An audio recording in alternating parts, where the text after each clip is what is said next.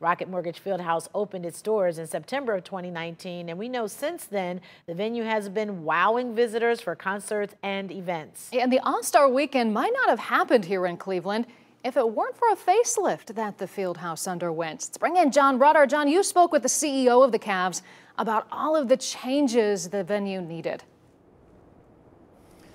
Yeah, when it opened back in 1994's then Gund Arena, it was the crown jewel of the Gateway complex there. But after no major renovations in 22 years, the Cavaliers wanted to give the building an iconic look worthy of a postcard and make it a hub of activity for years to come. The last time an NBA All-Star game was in Cleveland, things looked a little different. There are many markets that have yet to even have their first. It's our third here in Cleveland. But as All-Star Weekend tips off at Rocket Mortgage FieldHouse, without having done the transformation, this would not have happened. It's been nearly 3 years since the $185 million transformation project turned then Quicken Loans Arena into what we know it as today. The challenges were ingress, egress, people waiting outside to get into the bowl. It wasn't a great experience. It really didn't handle people. The project was meant to bring the arena up to NBA standards, modernizing a building that was nearly 20 years old and extending its lifespan, all in an effort to attract world-class events.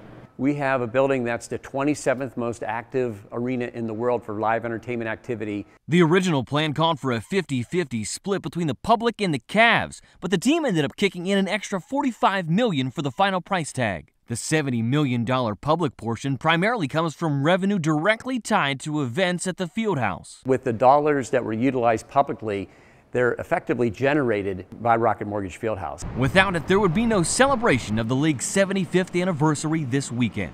Adam Silver, our commissioner, felt so strongly about the need for our venue to be more competitive. He basically had been a proponent of putting forth and contributing a All-Star Weekend, saying if you can get this done, we will work to bring All-Star here. The renovations can also be tied directly to events like last year's Rock and Roll Hall of Fame induction ceremonies, the annual Mid-American Conference basketball tournament, and future events on the docket like the NCAA Women's Final Four in 2024. It's fully digitized as far as the building, so we can actually create a totally different ambiance for the Rock Hall inductions versus NBA All-Star Weekend versus the MAC tournament. Now complete, Rocket Mortgage FieldHouse puts Cleveland in the driver's seat for luring even more large-scale events. We can go in there swinging for any event, knowing that we have a good shot because we have a great offering overall.